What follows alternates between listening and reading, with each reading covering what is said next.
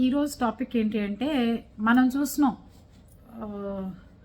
ఆస్తుల విషయంగా పొలాలు ఎవరైనా అమ్మినప్పుడు కానీ కొనుక్కున్నప్పుడు కానీ ఆ కుటుంబ పెద్ద చనిపోయిన తర్వాత వచ్చి రిజిస్ట్రేషన్లో చేయండి అన్నప్పుడు మేమేమన్నా అగ్రిమెంట్లో సైన్ చేసామా? మా అమ్మ సైన్ చేసిందా? నేను సైన్ పెట్టానా?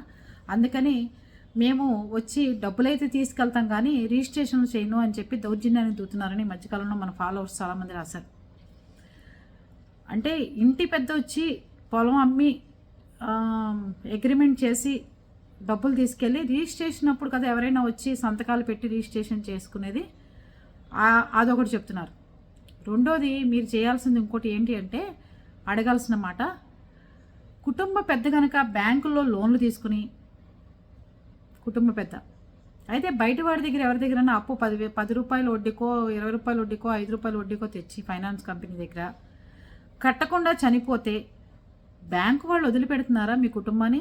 మీ నాన్న చచ్చిపోయిన ఆస్తో నేనేమన్నా వచ్చి సంతకం పెట్టానా? మా ఆవిడ పెట్టిందా? నేనెందుకు బ్యాంకు లోన్ కట్టాలి? మాకు సంబంధం లేదు.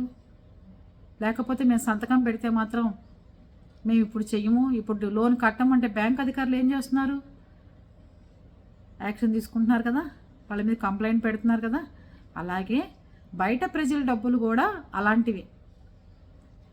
డబ్బులన్నీ తీసేసుకుని వాడేసుకుని ఇంటి పెద్ద చనిపోగానే ఎదుటివాడికి ఆ పాడిని రిజిస్ట్రేషన్ చేయమని చెప్పి దౌర్జన్యాలకు దిగటం, ఇబ్బంది గురి చేయటం, డబ్బులు తీసుకెళ్ళింది కాకుండా మాటలు యుద్ధం చేయటం.